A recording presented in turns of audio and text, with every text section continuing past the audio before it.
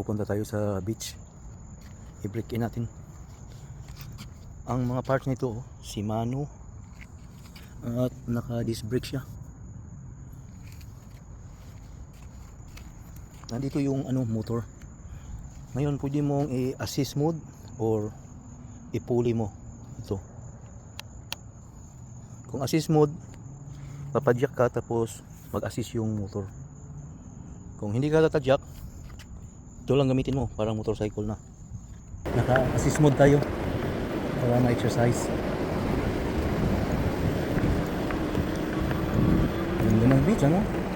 Kapag naka-assist mode ka, pag i-pedal mo, mag-kick in yung motor, tutulong siya. Oh, ang bilis. Itong mga sand, walang problema, malaki yung gulong.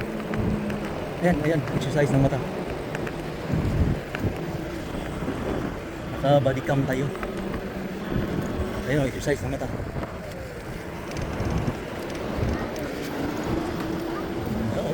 Sarap ng driving, ayun oh. Ang bilis. Bata.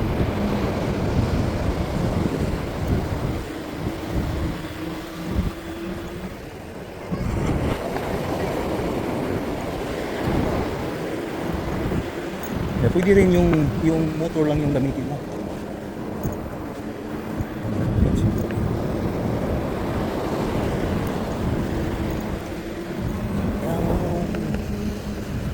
Ayun, exercise ng mata.